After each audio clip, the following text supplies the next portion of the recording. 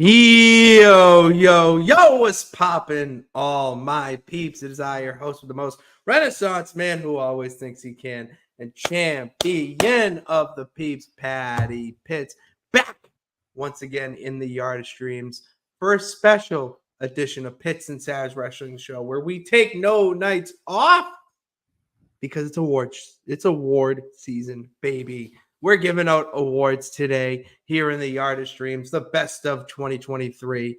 And obviously, I can't do it alone because you can't have Pitts and Sara's Wrestling Show without the best of the West. You can't forget about Sara Marshall. What's popping, girl? Hey, yo. Look at my bae. He just looks so good. Sometimes it just reminds me, you know? I love when you mark out for Scott Hall. It's really funny. It's like, really it's thinking about like 8-year-old me being like, oh my God. Like, it's so weird. Like, it's just weird to think about like little Sara being like, oh my God, this big burly hairy man is so hot. But at least I'm consistent, I guess. No, you are consistent. Mm-hmm. That is for damn sure. Yes. I can give you that. You and your hairy, pretty deadly men. Yeah. They got some hairy chests. Only Elton, but yeah. And that was just, he just let it grow because he had been shaving. But oh, interesting. Mm-hmm. These are things I don't pick up on because I Yeah. don't care if it's a chest or not, but whatever. Yeah. Yeah, but it's award season. All right. And it's the end of the year. So that means that we got to do something. We should pretty much honor those that gave us such a tremendous year in wrestling. Sara, I would say this is one of the best years in wrestling in recent history. Mm-hmm.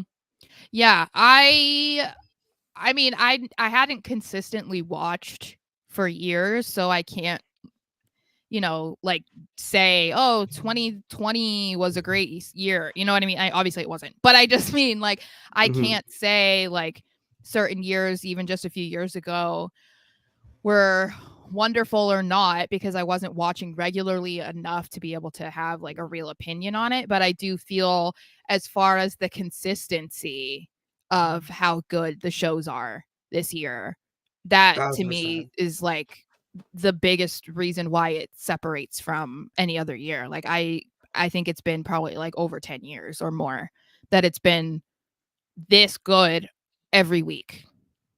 It's not that it's good, it's watchable. You actually want to tune in next week to find out what happens because you don't know what happens. It's not as predictable anymore. And the amount of different people that we've seen get camera time this year and who've actually just grown into their own.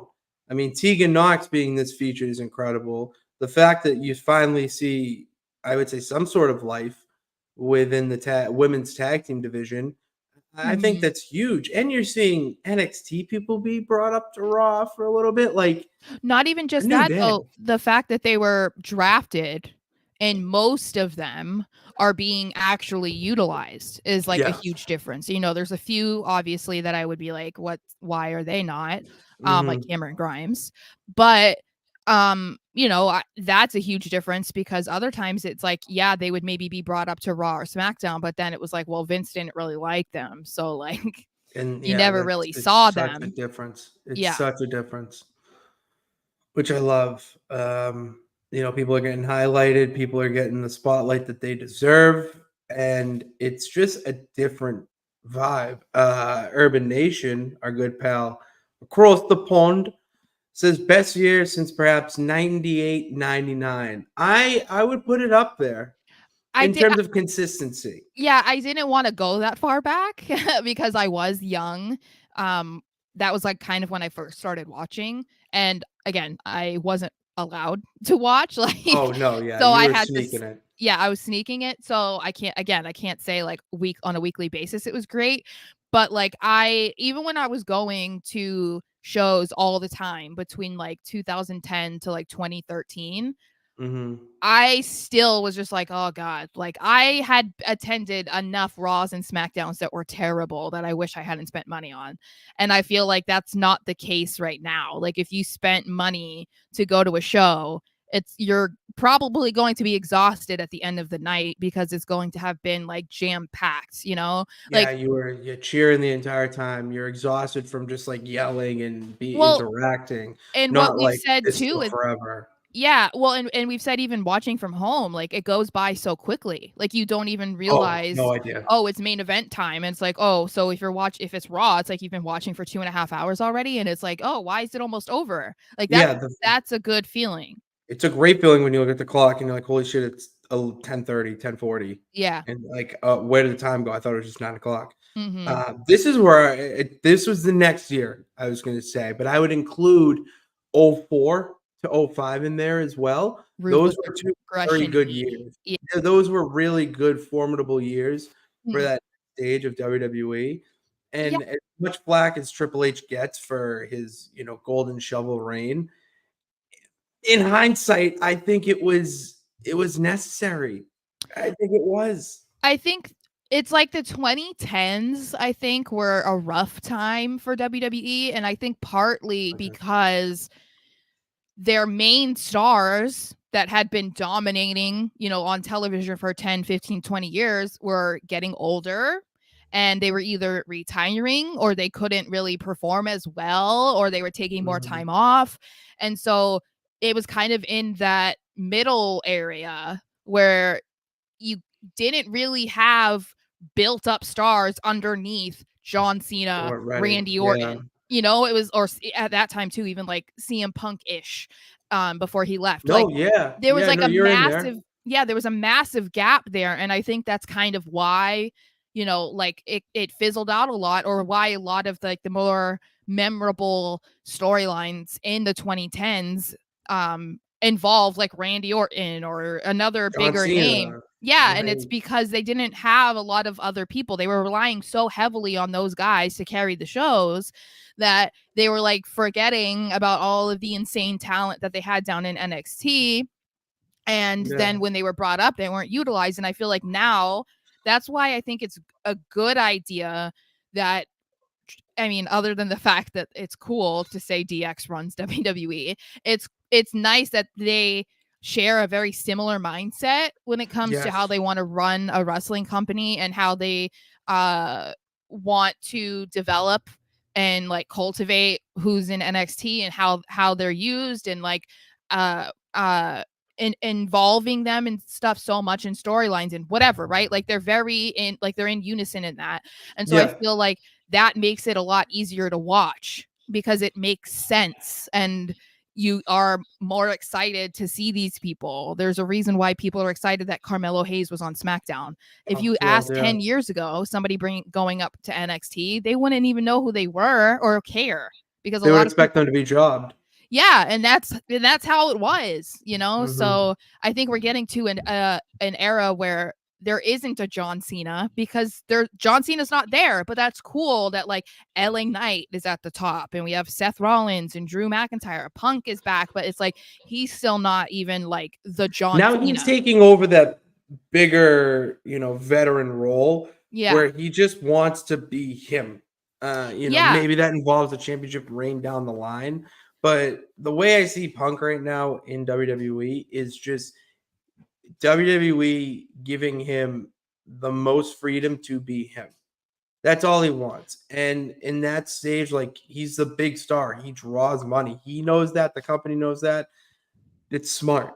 And you have other people learning from him at the end of the day. I mean, look what he's doing in NXT and whatnot. Hmm. So I think it's Well, because great. I think that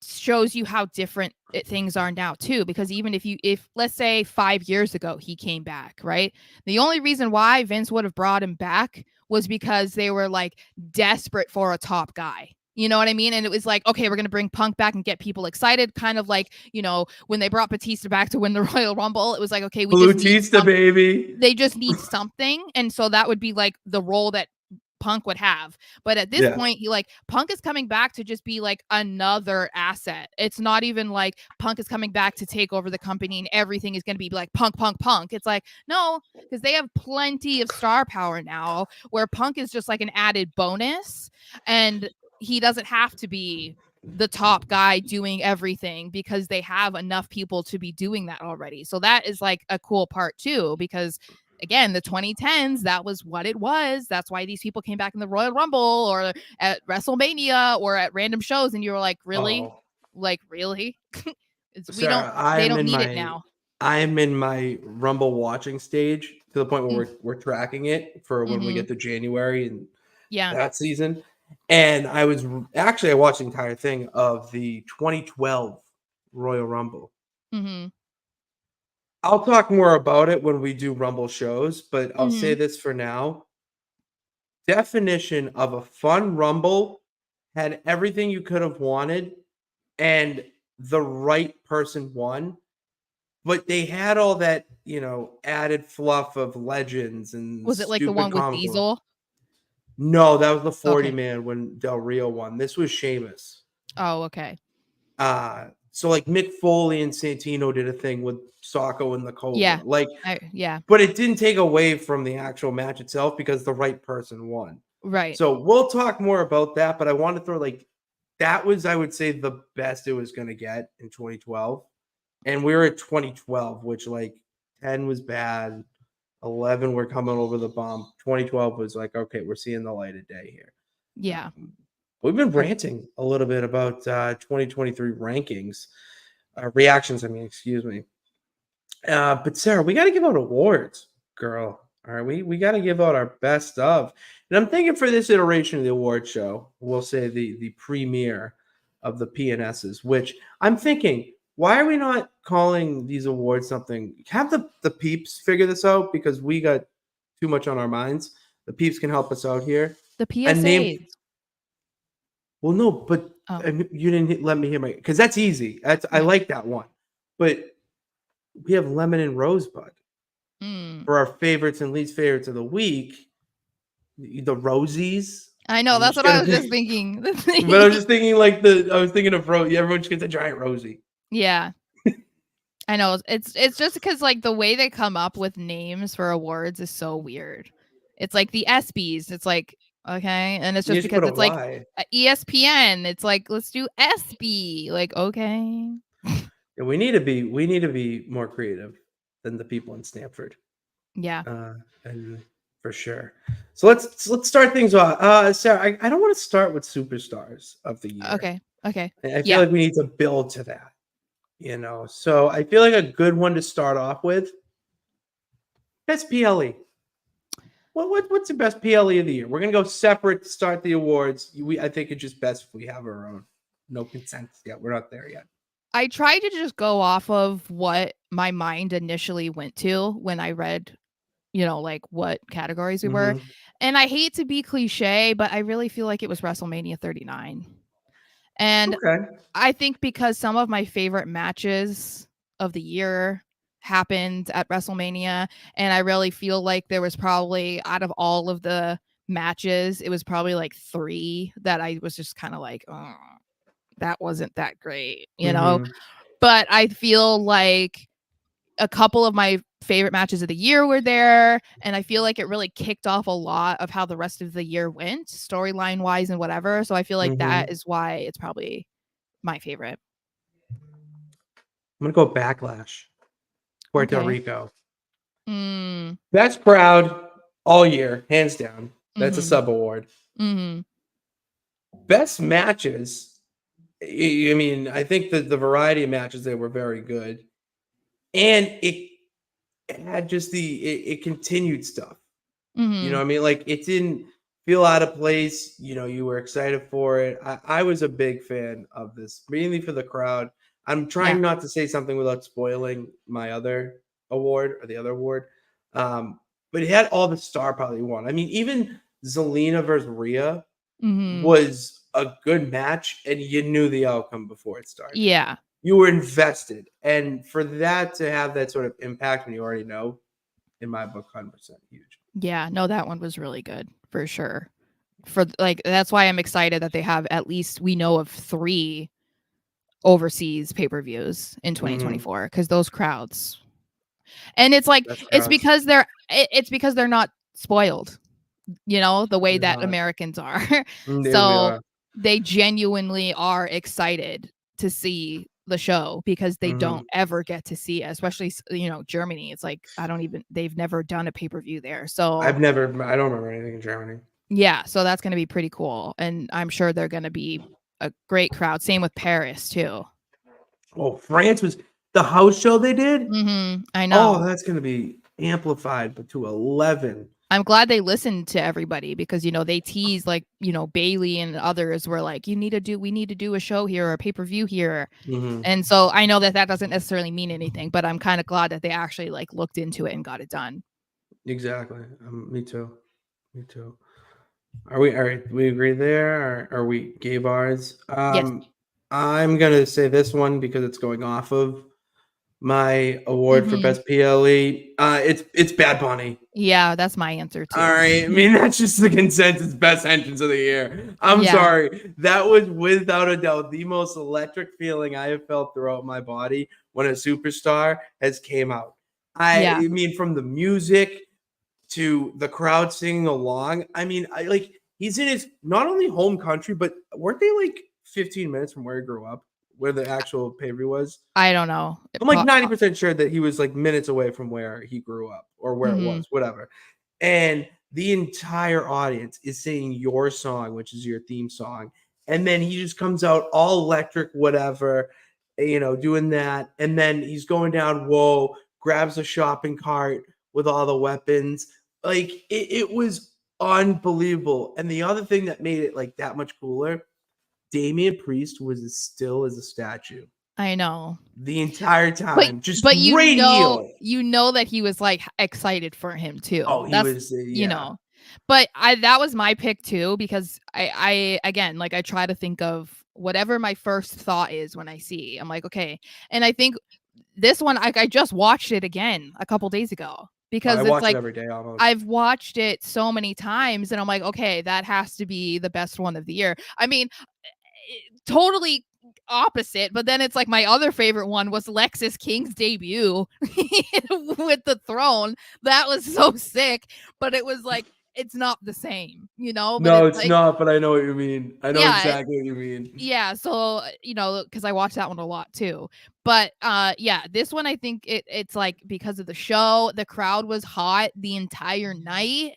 And then in this match, it wasn't even just, they were hyped because Bad Bunny came out. They were like into this match. And then Damian and Bad Bunny killed that match. Like, oh my God. So he hit good. A destroyer.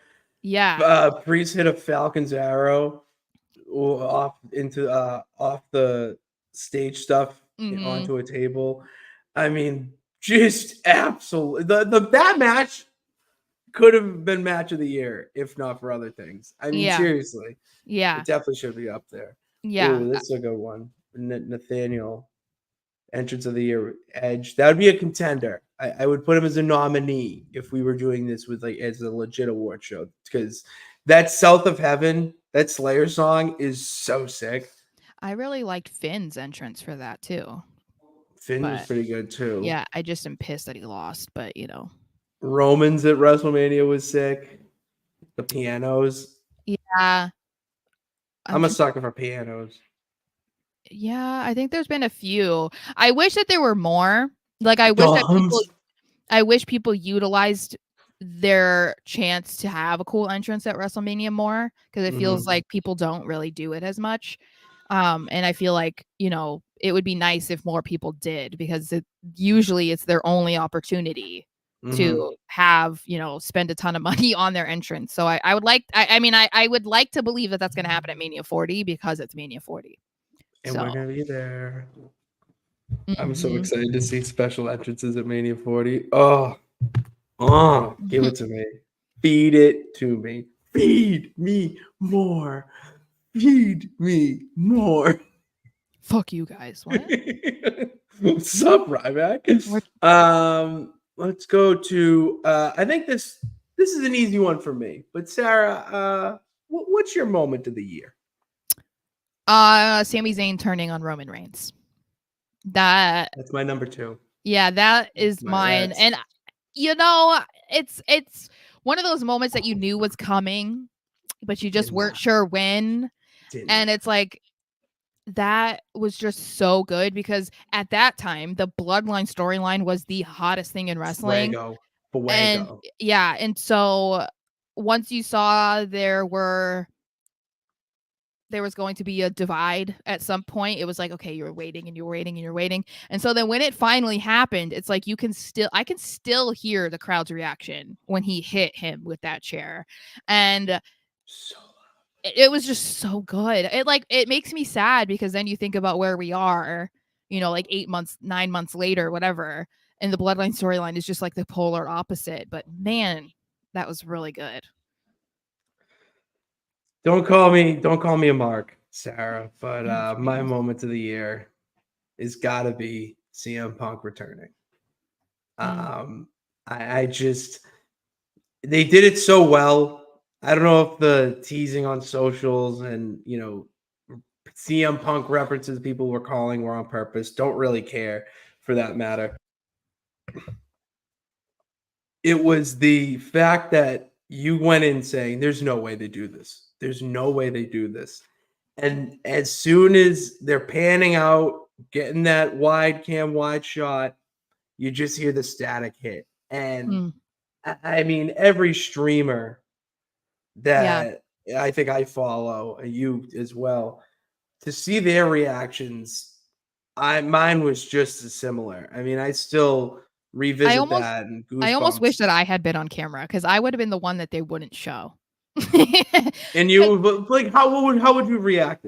I how I did react, I was just like, "Oh, wow." Like, I wasn't mad, I wasn't, like, overly excited, I was just like, "Oh, wow, okay, like, holy crap, this is really happening." Like, that was my reaction, like, I Oh, I lost it. I but, you know, When you I yeah. texted me and then I watched it, I was like, I felt like I put it in the mind that you didn't tell me. Like I remember, but I was Mm, like, all right, I need to get in the mindset. Like Saturday, tell me. And I'm like, when are they gonna do it? Like, because you just told me they did. I'm like, when are they gonna do it? What's it? I'm like, show's almost over. And then boom, post credit scene. Like mhm, it was so well done. And it's like catching lightning in a bottle. And Triple H has done that multiple times this year. Um, I think if CM Punk did not return, my moment of the year would have been what you said. EO cashing in would mm, have been a big one for me. That was really cool. The OG champ of the peeps, Dwayne himself, The Rock, mhm. returning. That whole promo and whatnot with Theory program with Theory and McAfee was incredible. There were a lot of great moments in 2023 for Yeah, sure. which is nice because there are plenty of years where it was like, I don't know what the best moment is? Hmm. It's you're like scratching your brain. You really Mhm, are. mhm. Mr. Anderson Mm. says moment of the year, AEW WWE. So You agree could with even me. say Jade going from AEW to WWE, that's a moment. It is. It is a moment. I kind of forgot, honestly, with everything going on. But that's kind of probably what they wanted. They It's wanted to hype perfect. it up initially because it did, like, break the Make the internet, following. Yes. and then so they're like, "Let's tease her, tease her, tease her," and then she goes back into training, they're building her up, blah, blah, blah, blah. They want you to kind of forget, so then when she does debut, it's like, "Oh my god," like that feeling all over again? I 1000% agree. 1000% agree with that. I'm excited. So excited. Let me see. Why don't you guys do live PLE reaction shows? We did. No one watched with us. No Well, one watched. not nobody, but it's been I don't remember the last one we watched it I don't. together. It's been months. Yo, you know what I think it Um, was? Dead ass. what Bray Wyatt's return. maybe. I think it was Extreme Rules. I legitimately No, think it we was. did it before. We've done it after that. Oh, I would have really? to I Okay. would have to look, but we have before and then just we didn't get a lot of people Yeah, watching. It might be different now because we have quite a few more we have subscribers than we quite a did the few last more. time. Awesome. So it's definitely something we can consider doing, like maybe the Rumble or I something. was thinking Rumble. I was driving in the Golden Bullet the other day, and I was thinking about doing live reactions. Like we're on live for the other matches of the Rumble, but like really interact with our chat, interact with each other Yeah. during the Rumble matches because Yeah. I am doing that Rumble pool. I don't Mm-hmm. know if I'm open up to the peeps yet, but You did. Yeah. I did open up to the peeps. I think so. Yeah. You Okay, were. well if I did Yeah. open up, I cause okay, well we're We'll gonna see. do it. Yeah. It's a VIP type of thing. Very important peep. Um, so yeah, those are our If you what's guys next? want to see it, then let us know because like I said, like we liked doing it because we obviously don't get to watch shows together. But it's not fun necessarily when you sit on live stream staring at each other for 3 hours and no one's Yeah, chatting with you. So yeah. I'm just gonna get lost in my phone or yeah. something. Like, Mm-hmm. all right, let's do a fun one. Let's do a breakout superstar of the year. Okay. Are you asking me? Yeah, you go first. L.A. Knight. Okay. Come on now. I mean, yeah. I see. I went a little deeper tracks. You're right. You're 1,000% right. But I went deeper tracks with my Okay. breakout term. Because to Okay. me, LA Knight is just like he's been around. He's in it. Like But but you like he but did you have to break think out. about where was Yeah. he? And that's the thing. He didn't even get a Mania match. He kind of like left planet Earth after the Royal Rumble match with Bray Wyatt and you know, I think a lot of people were kind of disappointed with the match because obviously it was a gimmicky thing. Yeah. It was a sponsored match and it what kind of under delivered, but I think part of that is just because the type of match and whatever. And then of course we never saw the end of that storyline because of Mm-hmm. what everything that happened. But you kind of have to think about like he didn't really break out until like around Mania. It was kind of when people were, it was a little bit before where people kind of started to actually care about him and then Yeah. they were pissed off that he wasn't there. So, yeah, I really feel like we saw the rise of LA Knight and deservedly so because we'd been talking about it since we created the channel. Really Um, did. That's how we met Tim. yeah, yeah, and well, and that's like our first video was like That on is LA like our Knight. first video. So it is cool to see like how far he's come in just a year, like, and the It fact that is we're talking insane. about him having like a big match at Mania, which is pretty exciting. Do you know I'm playing Tim in the fantasy championship? I know, I don't want to talk about it. 8-6, baby. Let's go. My breakout superstar, it said deeper track. Whoop that trick. Yeah, no, that's a good Rick one. Williams. Yeah, For me, for the longest time, I thought of Trick Williams as just Mello's bodyguard. yeah, like a Like just a sidekick. more, yeah, like a better version of Diesel to HBK. Because he actually Mhm. talked and was interacting. Um, he is so much more than that. Yeah, He's so much more than that. He's so good in the ring. He can hold himself on the mic. And this little feud that is trying to figure out who attacked Mello and Trick, he's really developed his own character and his own persona with the whole, well, why would I let you in the triple threat match? yeah. Type of deal. And like I can Mhm. do this on my own. I can stand on my own 2 feet. And you wouldn't see that with the old Trick. And it's really nice to see. And now He's big things. he's getting this big match against Dragunov, like. Huge. And like, oh my gosh, I just can't wait until we see NXT Mania weekend because I can't wait to participate in the whoop that trick Oh, chance. me too. It's Me just too. it's really cool to see when people in NXT, I mean, it's cool anyway to see, a guy like LA Knight finally be able to just like hit his stride, But I think when it comes to like if we're just talking about NXT, it's cool when you can see they finally figure it out. Mhm. Like it's like they finally know, okay, this works.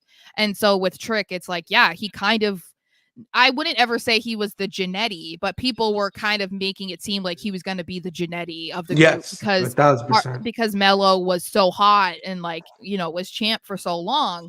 And he was basically just the sidekick. But now the way that they've gone about kind of breaking them apart and then still pushing Trick as heavily as they are. It's like that's what you want when a tag team breaks up or a group like that breaks up, because a lot of time there is one that is more of a Genetti, and it's not necessarily because they're not talented. It's because the people writing the scripts, they don't help them. Yeah, they treat them like a Genetti, and it's like that's why a lot of the time when we've talked about it, like people want to see the Street Profits break up because they want to see Montez in the main event scene. And I'm like, but Angelo is really good too, and like yeah, because if they break up, then Angelo's probably going back to NXT if not being released, because that's just how it works.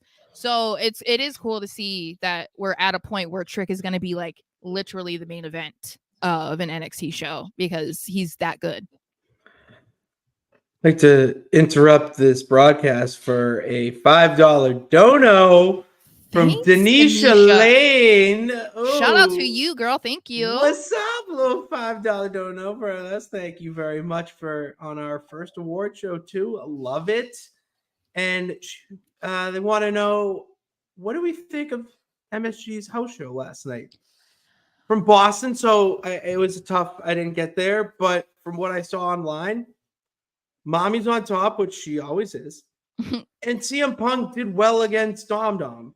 Mm-hmm. So I mean, it was exactly what they wanted. And the fact that they had a sold out crowd for CM Punk's first match at Madison Square Garden, it just tells you that they're going to get quadruple and more on a return on investment with him. It's just easy.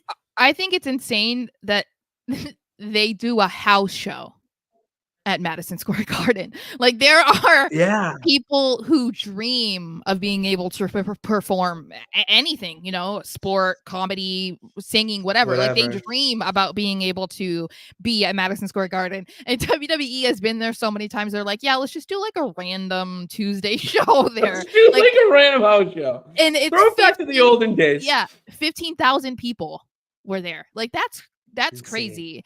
It looked like it was really fun, which I think a lot of the time the shows around Christmas or Halloween, they tend to be a little more fun. House shows are more fun in general because they don't have to stick to storylines. They don't even really have to be in character that much. Even the heels. It's not canon. It's like it's just really cool. So I know a lot of people were not thrilled that Punk's return match was at a house show, but I knew that they were going to manipulate the crap out of the crowd by filming everything, putting it online. And they know what they're doing. You didn't miss out much, but I mean that is crazy. Looked like an awesome show. I know you know this, Sarah, but I'm just reiterating this for the peeps. You put this house show in Mobile, Alabama, Wichita, something. Mm-hmm. CM Punk is not making his debut back to WWE. On this house show. Okay. Yeah. Let's just location. That's where I'm Well, and I think that I thought it was funny in a way because for me, I'm like, okay, guys, like if you're really that upset about not seeing Punk's first match, like it was only 4 months ago, dude was wrestling in AEW. So it's not like this was his first wrestling match since he left. You know what I mean? So I was like, you could just go back to what he was doing in AEW. But I feel like this was kind of like easing his way back into WWE. Like that was and I think that's fine. Like they wanted to sell out the Garden. And it got more social clips and clicks and stuff. So, man, I'm into it. All right, that took up some time, and we got to get some more awards. Phrase of the year. Yeah. Or yeet, right? See those? I'm gonna go. Yeah. I'm gonna go. Yeah. I love I think it's becoming kind of like, I mean, not yet, but it's almost becoming this era's what. That's what I feel like. That's kind of I can see the foreshadowing. Yeah, for sure. For I mean, sure. I'm speaking early. I'm prematurely. I Oh understand. yeah, we're writing But the prelogue. Yeah. but I definitely think like it's the opposite of what, obviously, because yeah is used in a positive manner for the most part, and the what chants are usually like mocking a heel being stupid. So like Mhm. it's Yeah. funny, but I love watching an LA Knight match where he's just talking on the mic and they'll just say yeah every time he pauses, or when he's punching a guy and it's just like yeah, yeah, Yeah. yeah. Like Yeah. it's Yeah. it's it's so dumb, but it's so good, and it's like who hadn't thought of this? Like I don't like. Yeah. It's so simple. It's it so is because simple. people try to be so creative, right? Like when they're trying to think of phrases, and a lot of the time, yeah, they're really good. Like uh whatever, I don't know, like Carmelo Hayes, like mellow is money, Mellow is he is money. Mellow don't him. miss. Like, yeah, those things are great. But it's just funny because people try to be so creative with their catchphrases and stuff, and then it's like LA Knight's just like, yeah. Like, oh, okay. It's like Team Hell No, and it was like yes and no, No. no. It was like Yes. No. it's so Yes. No. dumb, but it hits. So It's- yeah, I think it was definitely yeah, for sure. Yeah, I was what this is my other one, Mr. Anderson. It was whoop that Yes. trick. I mean, And that just being chanted throughout the performance center. I'm and jealous I'm not there. Booker T's ad-libbing. Oh, shucky ducky quack Yeah, like what quack. in the middle of it being like, whoop that trick. Yeah. He's like, uh-huh, What? whoop Whoop that trick. that I trick. like I it. like Whoop it. that Whoop trick. that trick. Okay. Oh yeah, baby. Yeah, Go I get love it. It's so good. I it's agree. That's a good one. And I love that too, because when you listen to Trick's music, it's like the most generic creator wrestler so simple. music. It's so bad. But that makes it awesome. Like that is like don't change it. Don't ever Do not change your change song, it. And it's I like do listen to it when I'm yeah, at work. but it's like I'll admit it. I'm into my head. I'm like, whoa, yeah, packing lobsters. Whoa, but that it's like trick. a Whoop. garage band created song, Yeah, 100% but it's like is that makes it so much better. So so much better. it's yeah, I would agree. I think that's definitely one. How's it going? I'm not kidding. I listen to that. I'm just like driving down Sturo Drive, just like, whoa, that trick. Like it. Whoop. I would be in the passenger seat just doing Booker T's part. Just a what? What? I like it. That's what we're saying, Ultra Boy. All right, I that's what we're saying. because we'll be at NXT. So We're going to. It's gonna be a packed weekend. I'm I'm gonna excited. be I might bring exhausted. like double cameras. I might go phone and like other camera. I I know the peeps are gonna want to vlog. I know. I That. am already looking into getting like external batteries or like a rechargeable Oh phone yeah, case. like multiple. But also, I feel like I'm going to need to hype myself up on some caffeine. I don't even drink caffeine, Oh. but Oh. you have to remember at that point, you guys are going to be 3 hours ahead of me. Yeah. So I'm going to be exhausted because it's going to be like, what? We need to be at NXT at 11. It's going to be 8 a.m. for me. I'm going to be like, and then staying up watching WrestleMania Part 1 until midnight. I'm used to being like, it's 9 p.m., bro. Like Yeah. I'm going to Welcome. be exhausted. Welcome. So You're just gonna have to take my buddy and I's caffeine regimen, and let no, me I tell you, can't it got him through. No, I can't You're not overdose. gonna overdose. We did it in college all the time. No, During I don't. finals week, you I would don't. I slam literally cold don't ones. drink caffeine Don't do though. that. Like I never drink caffeine. So that's what I'm Well, you're saying. Like, gonna have to start. Okay. well, Trying to hit some bars too, Sarah. We're in Philly. We're in a great city. We needed some bars. Celebrate with the peeps. If the peeps show up, I will bring this title or a title. not Because that one. I'm not that one. Well, I'm apparently getting coronated with a new title in Philly. I better be with Okay. the whole new brand and whatnot. I got to get a new title. Whole thing. All right, what's the next little thing? We did moment of the year. We didn't do most underrated. All right, so now we're making our way up here. Most underrated. I was a little. I kind of had difficulties with this one, honestly. But I would say, and I'm taking this into like personal experience with other people's reactions, not mine. But one, I would say Imperium. And I think it's because people didn't know like how legit Giovanni Vinci was or how legit Ludwig Kaiser was. And I think we got to see that especially recently, where people are like, oh, no one even knew that Vinci was a high flyer. I Like, didn't. I if you, didn't. I'm gonna be real with you, Sarah. that's I what I'm didn't saying. know. I didn't So, know. so like, that to me is the epitome of being underrated. Like, people didn't even know the type of wrestler that you were because like you didn't get to do it. Like, that's crazy to me. And then the other one, which plays in part, and this one I think was for me, was underrated, and she won me over this year, is Tiffany Stratton. Yeah, Tiff.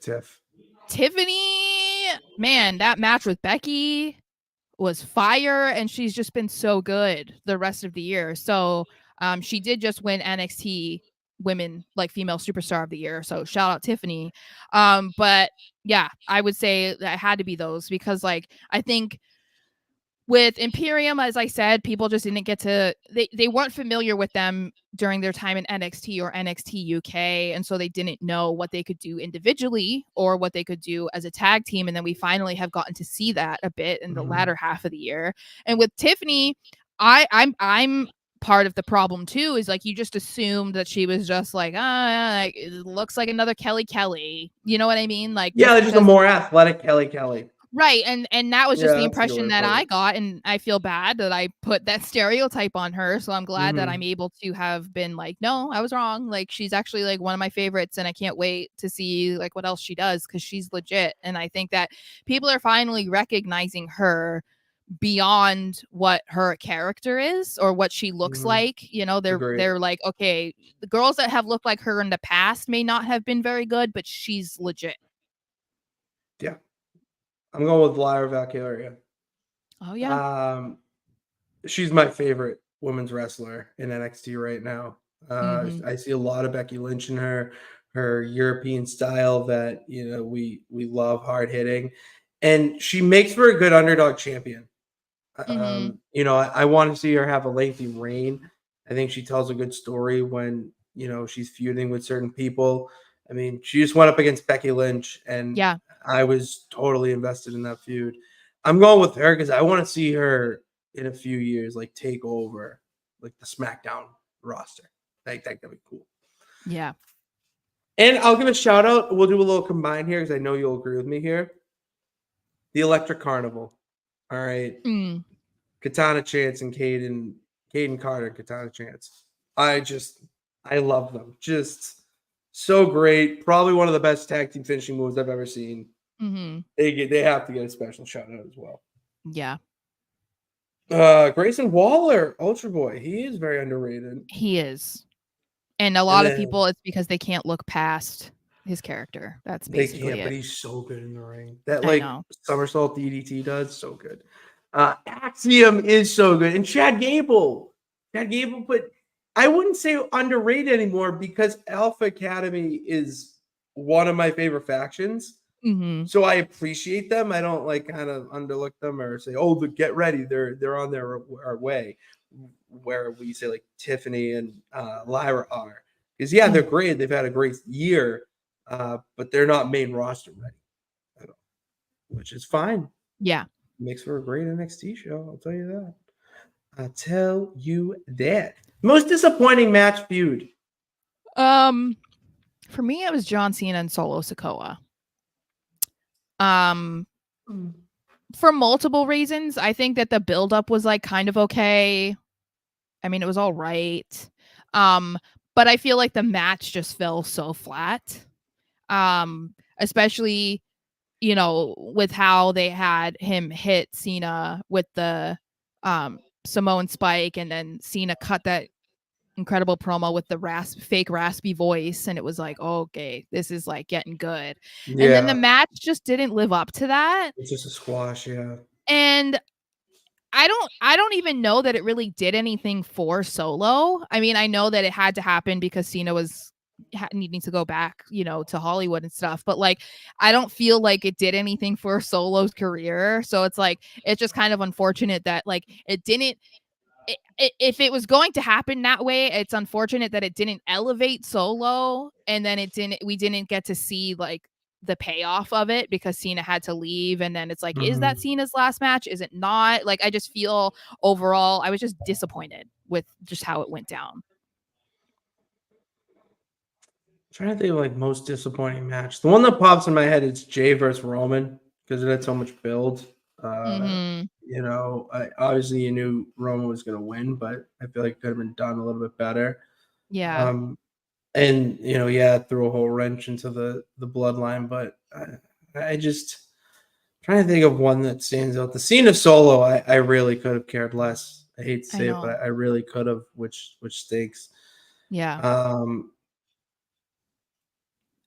for disappointing feud, I would have said Charlotte Rhea, but the WrestleMania match kind of made me forget about that. So I wouldn't even say that. Yeah. Yeah. I mean, but I agree though. We even talked about how it was like they only spiced it up the like one Raw, I think, before Mania where they got Yeah. into a brawl, but that was it. Otherwise, it was like, okay, yeah, they had a fantastic match, but that buildup was weak. Oh, all right. Dickie's got me with my least favorite. Trish Becky. No, but even Mm. no, I take that back because the match they had in the steel cage was Well, yeah, and that's what he's saying, I think, is like the buildup, I think, yes, it was very dragged out. It was like 6 months. yeah, it But was so long. I if I guess the only reason I could look past it is because of what eventually happened, which was that Yeah, match. So if that all had to happen in order for us to get that match, then I guess I can't complain, but I agree. that's That mine. That's mine. That's mine. 100%. Thank that's you, a good one peeps. too. That's mine. Not even Yeah, close. and I think part of that is because of Cena's availability. I think if Cena had been Mhm. able to be around more, we could have seen it be even better. Um, and yeah, Theory, they just didn't And know. nothing with him. He was just, I Yeah, beat John Cena at WrestleMania. It's like, cool. yeah, it's like So they've did a done lot of nothing. people. Yeah, Fandango pinned Jericho. Like yeah, that does nothing for your career if you pin a major superstar anymore. I yeah. just And there were so many levels that they could go with for that story, and mhm. it could have been so good because it really was like a kid meeting his hero. And so Yeah, they and could have like took advantage of that and like exploited it and made it even bigger than what it was, and they just didn't do it. they didn't. That's mine. That's hands down because I wanted to see another match for sure. Yeah. At least another match and have Theory do some backstage promos where he's making fun of John, Cena doing the "You Can't See Me" stuff, the rapping stuff. I mean, he was a big fan. He knows all this shit by heart, anyways. Mhm. I would have liked to see more there. Easily my number one most disappointing feud. Yeah. Did we do this one? Best bad match build up? I don't believe so, no. Okay. I know my I'm answer. good. I know mine, and it's because it's just I'm gonna say Cody Roman Okay. because it was built up so well to the point you thought Cody was the obvious winner, and it threw a whole wrench, and it really stopped you in your tracks to make you think of the big picture of Mhm. Roman winning. So it Mm. made you really believe in Cody and get behind him. So now when he actually does win it, it's that much sweeter. But in the moment, you're so mad in the buildup. You're like, all right, it's happening, and you think you're about to explode with excitement, but then you implode with frustration, and Mhm. that's I think was really done well. I think a runner up or another uh, honorary would be Brock Cody. That promo they had with the song like "Running Out of Daylight." Mhm. That was one of my favorite build-ups in a very long time. I would go those two for sure. Those are good, but mine was the matches and build up between Finn Balor and Seth Rollins for SummerSlam, Ooh. because there was so much history to it, Mhm. and there was they were finally using Finn in a way that I felt like they should have been using him a long time ago, because I don't really understand the idea of a guy being like the top guy in NXT and then coming to the main roster and like falling to the bottom of the totem pole. Like that doesn't make any sense to me. Mm-hmm. And so this was a long time coming for a big Finn Balor fan, and because of the history and the emotion attached to it, you know, as a fan, but then also from Finn's perspective, like it was just a really cool match build up because it had everything that I feel like that makes a good build up and a good storyline. And Mm-hmm. although I didn't agree and I don't necessarily agree with the results of the matches, I do think that it proved even more that Finn can be that guy if you just give him the chance to be. And we finally got to see that that heel Finn Balor that I've loved. So that was my favorite. We have some differing opinions here. We got Sammy and KO Very versus the good. Bloodline. That was a very good one. Gunther Miz. This one is a close second in mine too. The Shinsuke Seth. I would say even Shinsuke and Cody, dude. I didn't want to say it because I feel like it's recency bias and we haven't seen it 1,000%. pay off yet. But holy moly, like Shinsuke Nakamura. Yeah, it was unbelievable. Yeah. It was unbelievable. PLE Superstar. We still have a Why don't few you more. delete the ones that you haven't? I'll delete the ones we've already done. All right, thank you. Build up, breakout, best storyline. This one, I think, I feel like I don't want to say it, but I have to say it, and I think it's the Bloodline. You know, at least at the beginning of the year, right? Because it was so good at the beginning of the year where it was like, oh my God, what are they going to do? Like you couldn't wait to watch SmackDown. And for me, that's a huge deal because I've been a Raw girl and I've not been someone who's been like, I really want to watch SmackDown tonight. I can't wait to watch SmackDown. This made me want to. And I think it was because there were so many twists and turns, especially at the beginning of the year, where it was like Sammy was in and Sammy was out, Jay was in, Jay was out, Jimmy was in, Jimmy was out, Jimmy's back in, Jay's back. You know, like there's just so much drama. It was like literally a soap opera that I feel like the Bloodline had the potential to be the best storyline of the entire year. Like if they consistently had it every single week, you know. Yeah, But if then he was on television every week. yeah, but then Roman really disrupted it by taking like 3 months off and like whatever, you know. So it's like that it's hard like because normally I would say that kind of like takes away from it being the best of the year, but like I can't ignore like how invested we were at the So beginning, invested. that it's like it has to be for me, like the Bloodline in general, just the whole thing. We're switching brands here. Oh And by wow. brands, I mean companies. Okay. I'm going MJF Adam Cole. This Yeah. storyline turned MJF face, one. Mm-hmm. Two, it was the must-watch part of AEW. Between if they even wrestled, it was a backstage segment.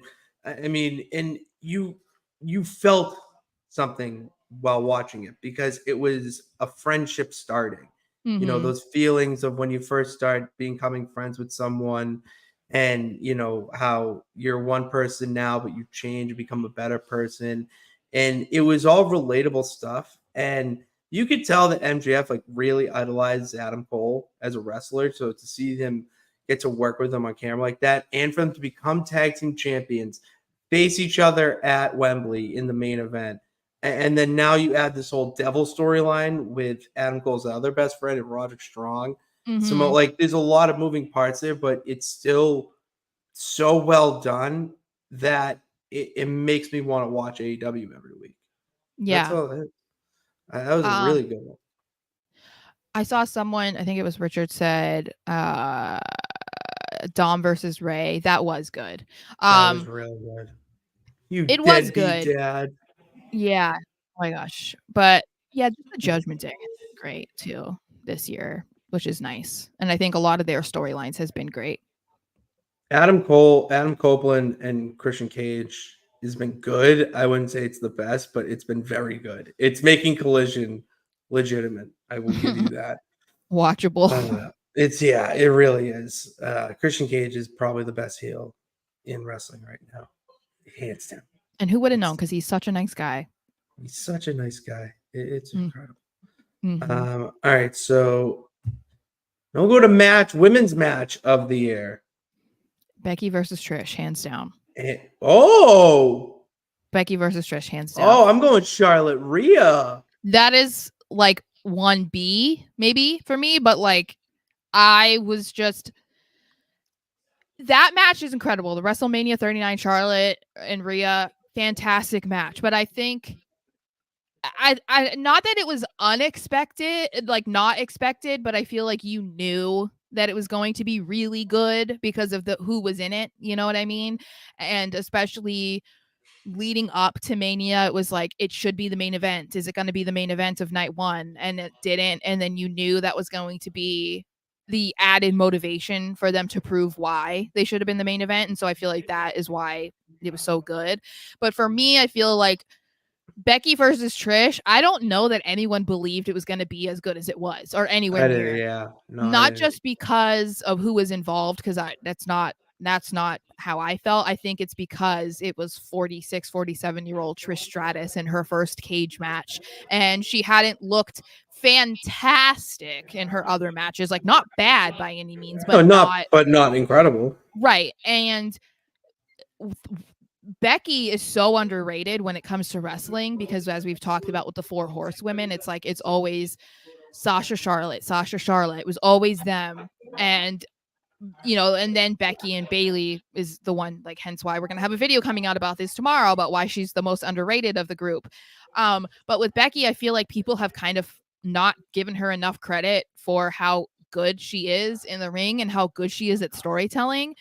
And so combine that with Trish doing literally anything in that match, like busting her face open for our entertainment, like hanging off of the top of the cage by her legs. Insane, the spot she was doing. It was insane, the spot she was doing. So good. Just like, and that's why it's like, okay, the fact that if that was their last match together, like, incredible. That is a match that I could probably watch every day. And if that's Trish's last match ever, then girl, like, there's no better way for you to go out. That was incredible. Oh, Charlotte Rhea. It was the hard hitting. I mean, they beat the shit out of each other for like 30 minutes. And that's and it established Mommy as the top women's wrestler. Like, that match made her. Yeah, she was rising up to get to that point beforehand. But I mean, after that match, there was, she's on her own pedestal.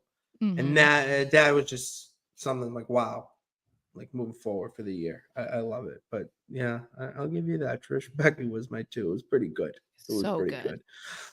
Sticking with matches here, tag team match of the year. It's kind of easy for me.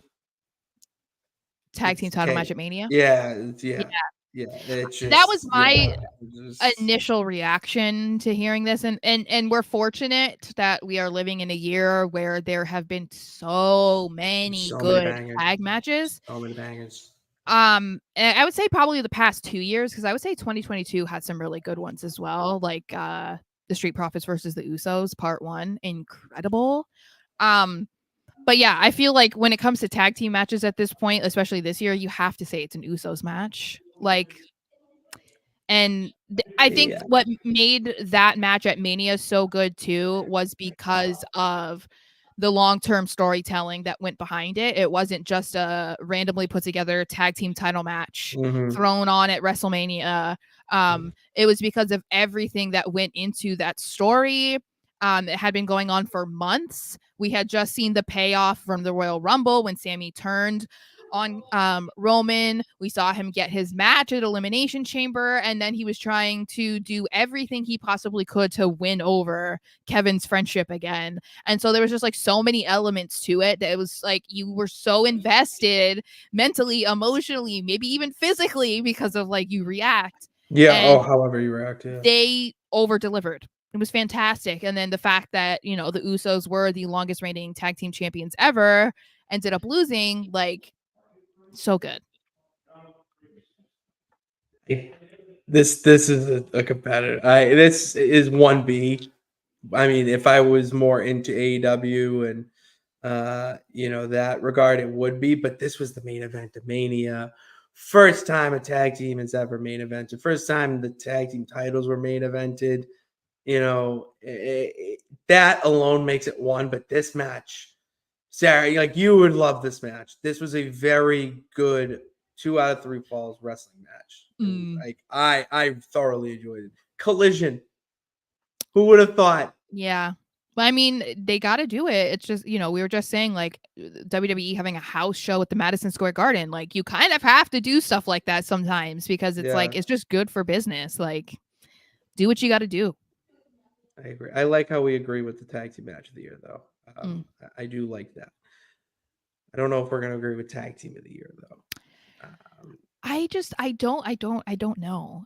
This is one that I struggled with the most. Like I don't, because like the Usos were great, but they were only together for the first few months of the year. I don't want to be biased and say Imperium because like they've been losing more they than suck winning. as a tag team. It's Same the with Pretty faction. Deadly. Like they've not, like they were gone for like 2 months because of Elton's injury.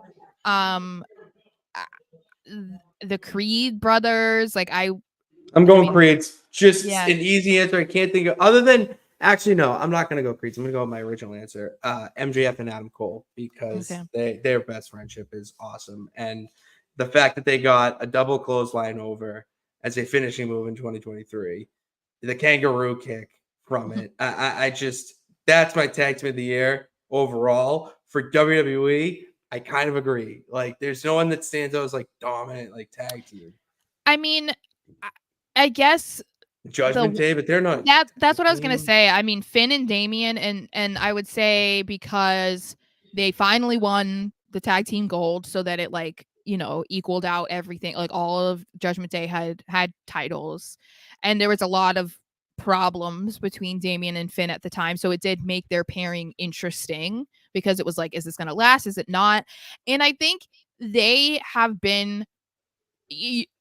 This isn't a category we're talking about, but they have definitely been some of the workhorses of this year, Judgment Day, like just the group in general.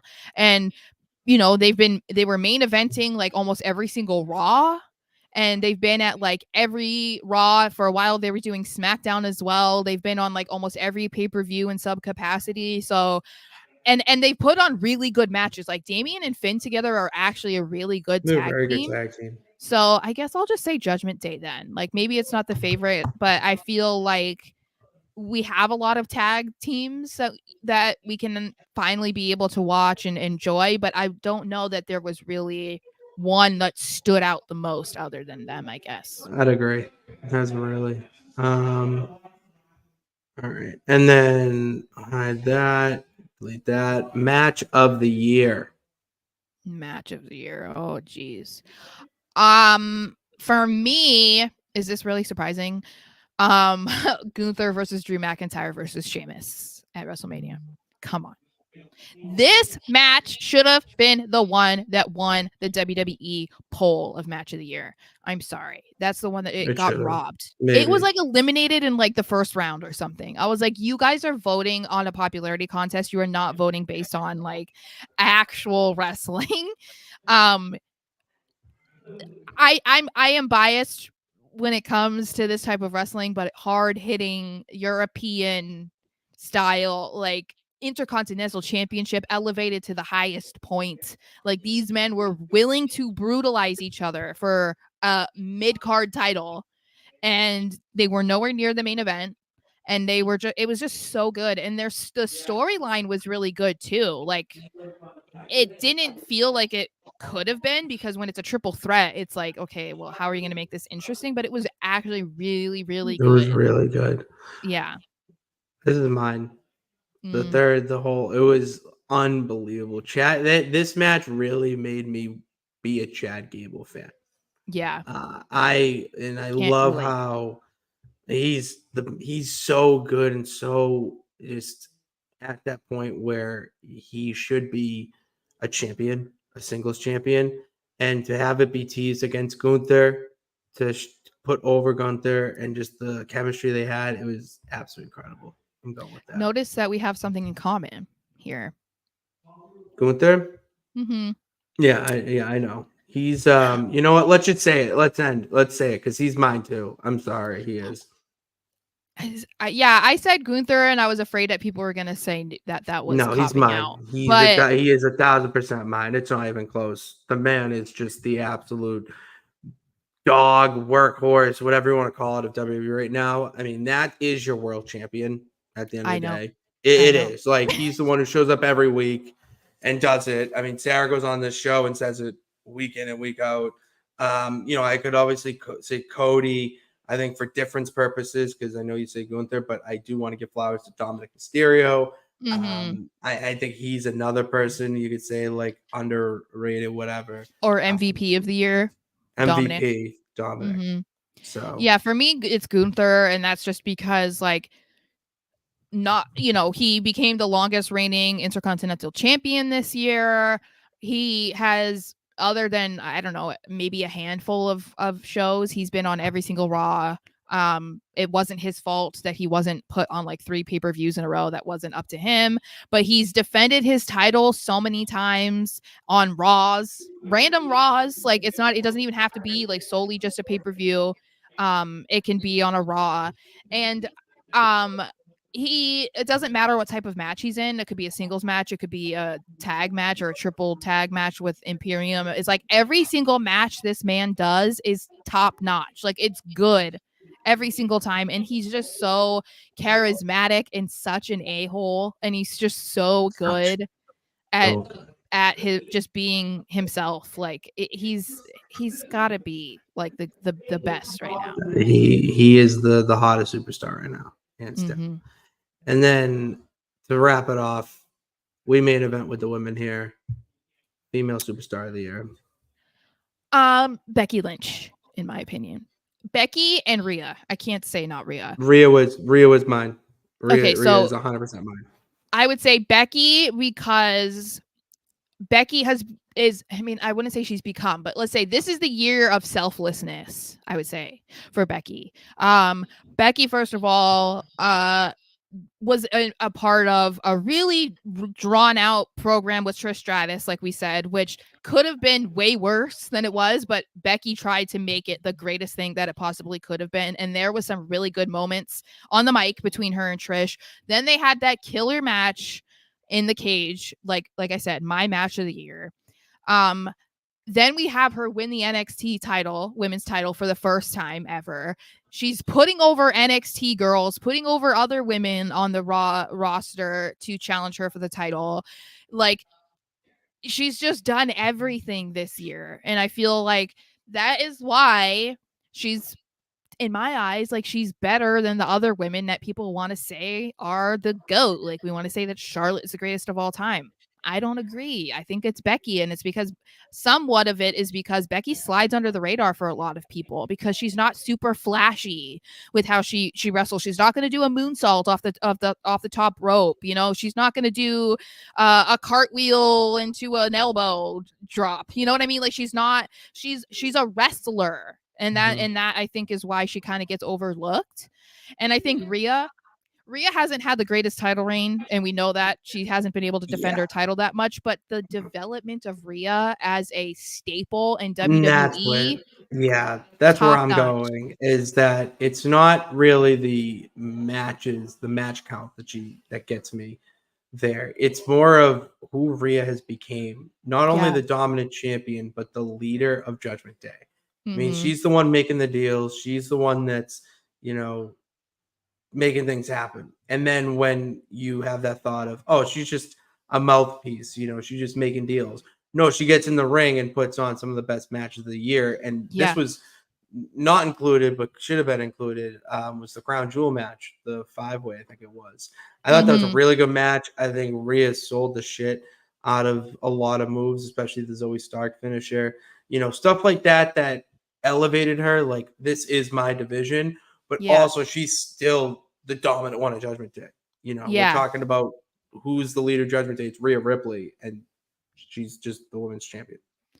Yeah, and it's like what we said, where it's cool when you can see someone hit their stride. And this was like the year of Rhea. Like Judgment Day, her joining Judgment Day was the greatest thing for her career. And we're finally seeing who Rhea Ripley really is. And she's just a star. So yeah, I agree. I think they are both like the top for sure this year. And it's, I don't know, I'm excited because I can't wait to see what they do in 2024. Me either. I can't wait for 2024, Sarah. It's almost here, only a few days away. And we thank you.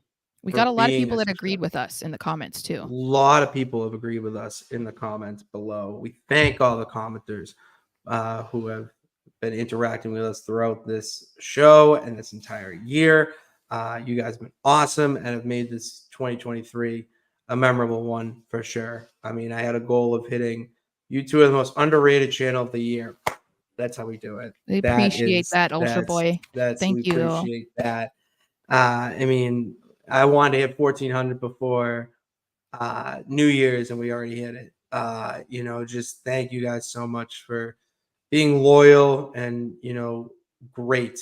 That's all I really have to say because I'm just at a loss for words a majority of the time, and I'm getting hungry. So thank you guys for tuning into this edition of Pits and Sarah's Wrestling Show. We'll be back next Tuesday because let's put it this way: SmackDown, it's the same thing as Raw.